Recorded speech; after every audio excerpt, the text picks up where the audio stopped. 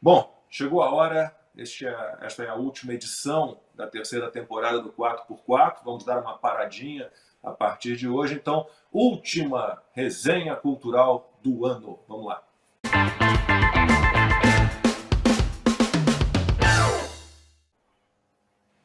Eu vou então abrir aqui essa última resenha cultural e aí vou pela ordem aqui da janelinha. Constantino, Ana e Piotr por último.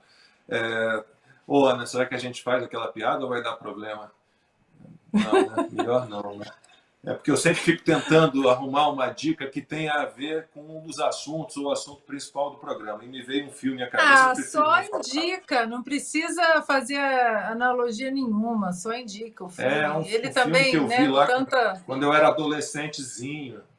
Um negócio chamado Orca, a Baleia Assassina. Vocês lembram desse filme? Horrível o filme. Mas a minha dica não é essa. Não tem nada, até porque não tem nada a ver com o que a gente falou, né? Não é verdade? Então, mas a minha dica é um outro filme que está na lista dos meus filmes preferidos em todos os tempos.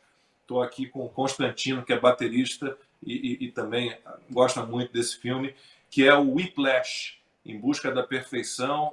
Eu vi na Netflix, mas acho que também tem na Prime, a Amazon. Filmaço.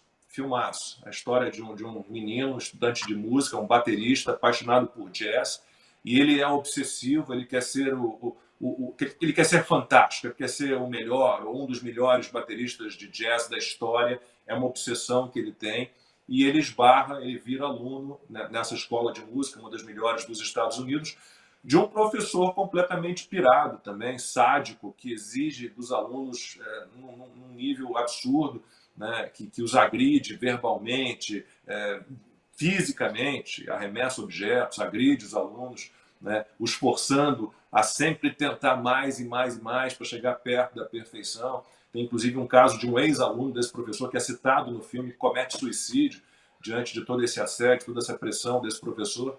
Mas é um filmaço. Eu não sei, consta, o filme mesmo eu vi só 2 vezes, mas a cena final, de vez em quando eu sento ali, coloco o filme, corro para a cena final, que tem ali, sei lá, uns 10 minutos talvez, e vejo apenas a cena final, que é épica. Então a minha dica é essa. Whiplash, Em Busca da Perfeição. Essa foi minha dica, Consta. Tem a ver com você aí, com o baterista da turma. Maravilhoso, quem dera, né? Pô, as músicas são fantásticas, a formação de jazz é muito diferenciada. Eu queria poder tocar 10% do que ele toca no filme. Eu lembrei também da cena com a namorada do Ed Van Halen, né? O Ed Van Halen também foi cobrado pela namorada uma vez, ou a guitarra ou eu. Ele olhou para ela, olhou para a guitarra e a humanidade agradece que ele tenha escolhido a guitarra. Bom, a minha dica não tem muito a ver com isso. Não é um filme bom. Olha que coisa paradoxal.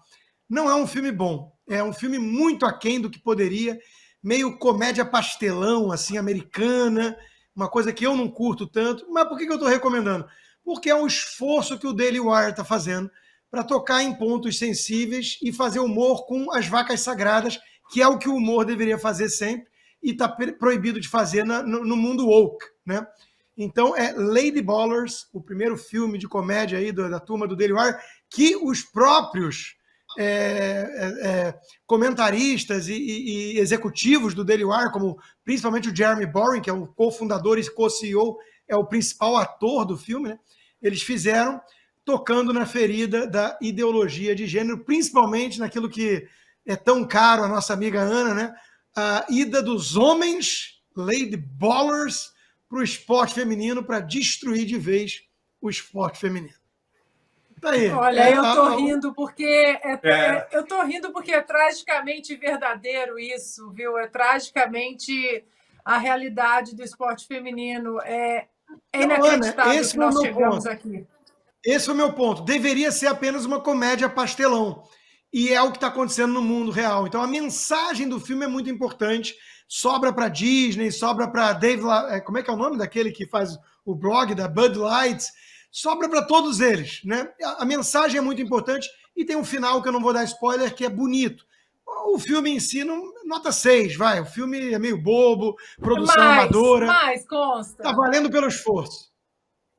O trailer, eu daria um 7,5. Trágico, como o trailer é divertido. O trailer é divertido, vai. Bom, vamos lá, Ana. Só por retomar, eu daria os 8,5, por retomar a crítica ácida necessária que o humor tem que fazer. Eu já estou indo para 8,5, para um pouco acima até, viu? Vamos lá, Ana. Bom, a minha dica ainda não está no ar, vai estar no ar provavelmente ali pertinho do Natal, e como é o nosso último programa dessa última temporada, dessa terceira temporada, foi uma surpresa até para mim. Eu não estava planejando isso, mas alguma coisa no meu coração, nas minhas redes sociais, alguma coisa estava me empurrando para falar sobre João Paulo II. E na última hora, literalmente na última hora, em 3 semanas, 4 semanas, eu escrevi um roteiro de um mini documentário, liguei para 7 amigos malucos que toparam, vamos fazer um mini documentário sobre a vida de João Paulo II. Acho que estamos precisando, né? Entramos numa espiral de silêncio perigosa, e ele tinha isso como norte, a coragem, né, cotidiana de enfrentar o que deveria ser enfrentado. Eu diria até o exército da destruição, tanto os nazistas como os comunistas. O seu papado foi um papado de união, né? Ele uniu católicos, protestantes, evangélicos, muçulmanos, ortodoxos, judeus, todos estavam no seu funeral, porque era um homem que pensou em unificar e não dividir, né? Unificar para destruir o mal em comum. E hoje a minha equipe maravilhosa, eles entregaram a abertura desse mini documentário que eu vou lançar provavelmente na Cursology, na plataforma da nossa querida Renata Barreto, um pouquinho antes do Natal, e eu queria dividir com vocês, então, a abertura, que ficou muito bonita. E aqui deixo o meu agradecimento ao Gabriel, meu filho, ao Marcos Lins, ao Jeff, ao César, ao Reginaldo, à Lígia Alcântara, ao Alessandro Chiarotino e ao Padre Miquelino, da Nossa Senhora do Brasil, em São Paulo, que abriu a igreja para gravarmos 6 horas de documentário no meio da noite. Ele abriu e fechou a igreja. Nós passamos a noite, noite de sexta para sábado, ele fechou a igreja, deixou um segurança dentro e um fora, para ficarmos seguros lá dentro. E nós, durante 6 horas, filmamos dentro da Igreja Nossa Senhora do Brasil, a convite do Padre Miquelino. Então, Padre Miquelino, muito obrigada. E a abertura ficou pronta hoje. Habemus Papam!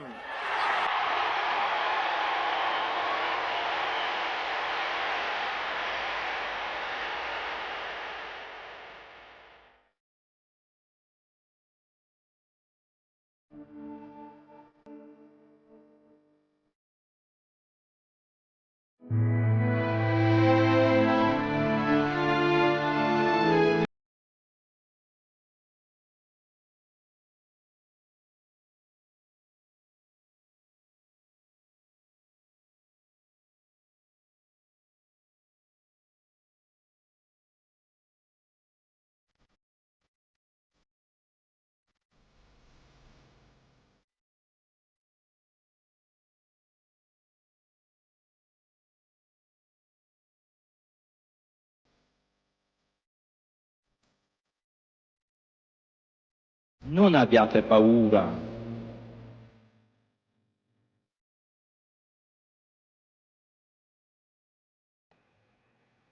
É isso. Fiquem de olho ali no meu Instagram, que eu aviso como será lançado, mas, mais uma vez, foi um furacão de última hora, eu não estava planejando isso, mas eu percebi que quando eu falava com as pessoas aflitas sobre João Paulo II, as pessoas se acalmavam. Então, nós 4 aqui somos de uma geração que nós crescemos com João Paulo II, né? Muitos dessa nova geração não conhecem o legado desse homem. Então, para minha equipe, muito obrigada. Vocês são loucos, embarcaram comigo numa missão de última hora. Então, antes do Natal, estou lançando aí um mini documentário, uma homenagem a esse homem tão incrível, um legado que nós precisamos defender. Chegou a vez da nossa geração de defender esse legado de coragem desse homem. Tá bonito demais. O pessoal no chat está aqui. Várias mensagens sobre João Paulo II. E quando eu comentei, Lacombe, quando eu comentei com a minha namorada, né, eu brinquei com a Ana que o padre Michelino é o padre dela a vida inteira, quando morava no Brasil. Então, ele conhece ela mais do que eu, né? As confissões dela eram todas com ele. E ele é um querido da família toda. Realmente, ele é uma pessoa fantástica. Piotr, você fecha aí a resenha cultural nesta última edição da 3ª temporada do 4x4. O meu vai ser rápido. Antes, Ana, tá lindíssimo. Tá lindíssimo esse trailer de apresentação aí. O João Paulo foi o Papa. E olha que eu me dei a estudar, obviamente que eu vi João Paulo II e todos os que o sucederam, mas eu me dei a estudar, é impressionante. O João Paulo tem uma frase, teve uma tentativa, na verdade o clima começou a ficar ruim de novo, a União Soviética com aquele temor, né, estava perdendo poder e importância, e ele disse lá naquele momento, bom, se a União Soviética, ainda a União Soviética, né, ameaçasse invadir a Polônia, ele deixaria a batina e combateria ali no fronte.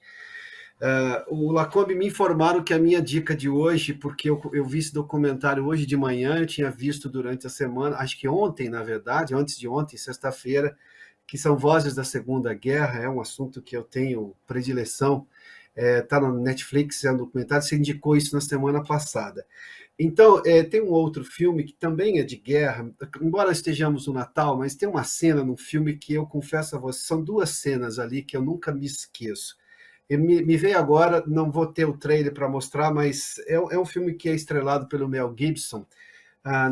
Em português o nome é Fomos Heróis. É um episódio da Guerra do Vietnã, acho que em inglês é We Were Soldiers, se não me engano.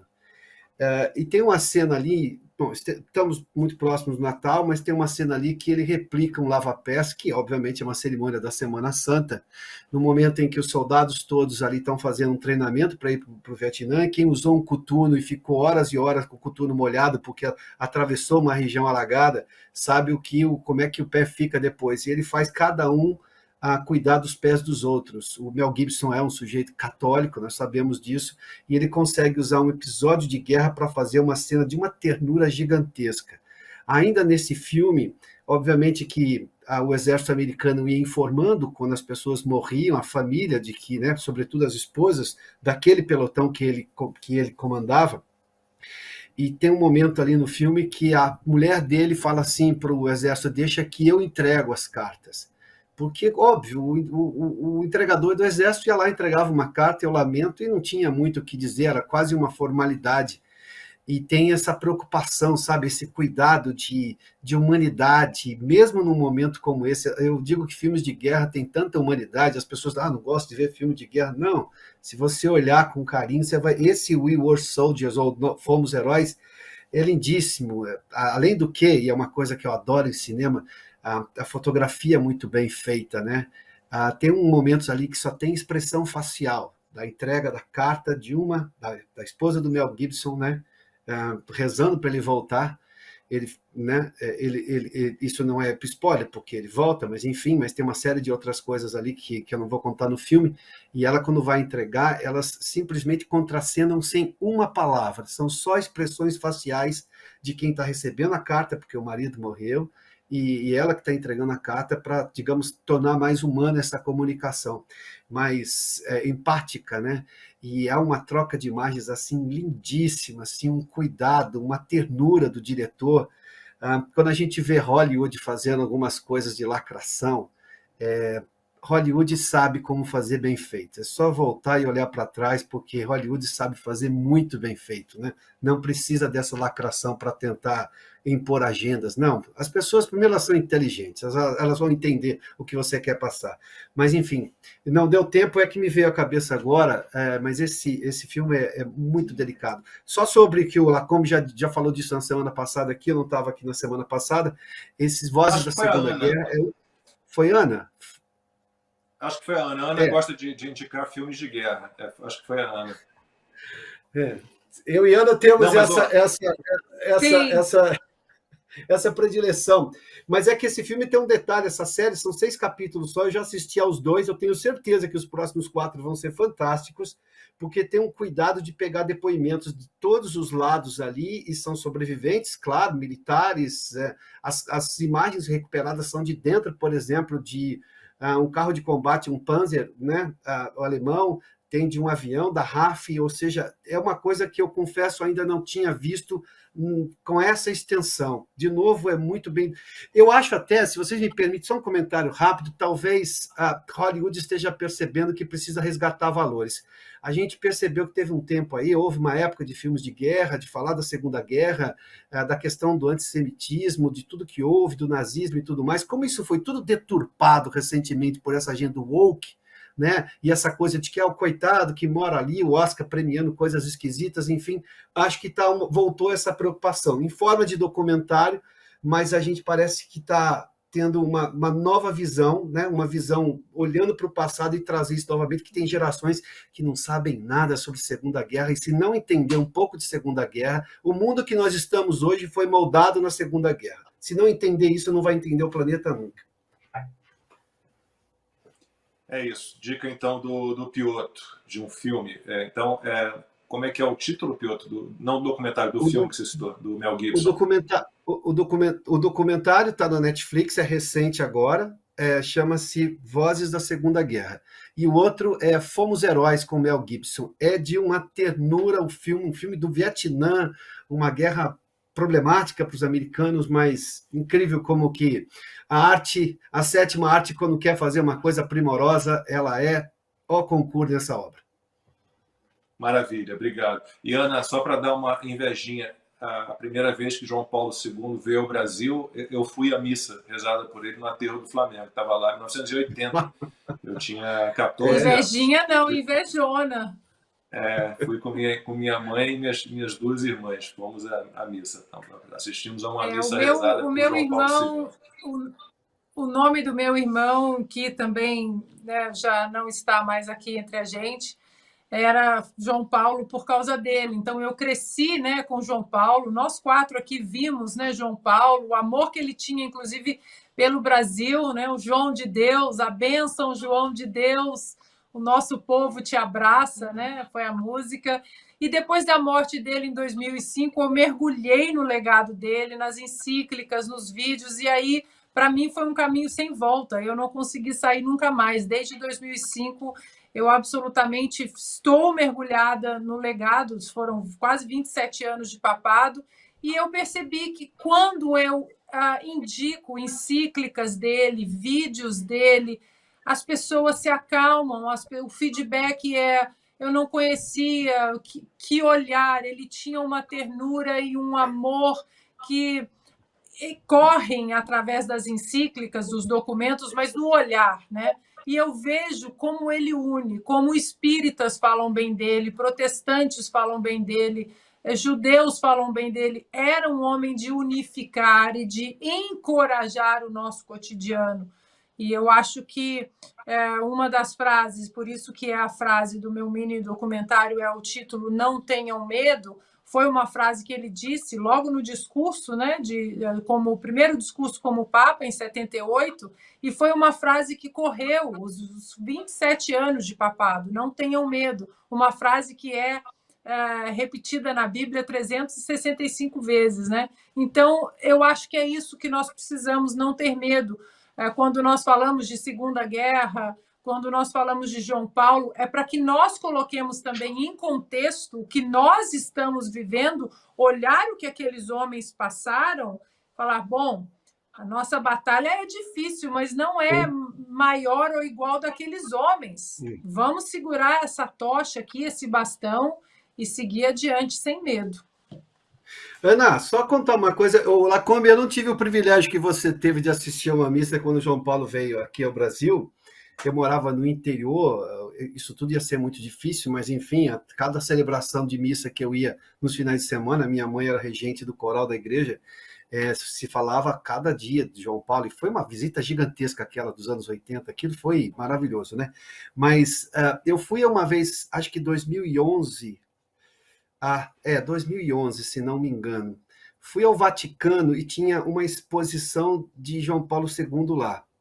Ana, é impressionante como não era uma exposição normal. Tá, do ponto de vista plástico era, fotos, documentos expostos, pequenos vídeos, mas tinha, óbvio que você está dentro do Vaticano, tem sempre alguma coisa a mais, né? Mas tinha uma atmosfera que eu confesso era muito diferente. Você, não vou dizer mais além do que isso, mas tinha alguma coisa a mais ali. Você via as coisas todas de João Paulo, talvez porque vivemos isso, né? E você se lembrava e tal, aí a atmosfera fica ainda maior, parece que o Papa está ali, né? Mas é incrível também essa exposição. Eu não sei se era uma exposição permanente, se é uma exposição permanente, naquele momento estava lá, tinha uma fila gigantesca. Vou confessar aqui que me puseram num lugar errado e entrei, enfim, foi ótimo, fiquei lá, acho que 1h30 na exposição, foi muito bom. Mas tinha umas. João Paulo tem coisas diferentes, é inacreditável. Carol Wojtyła tem coisas bem diferentes.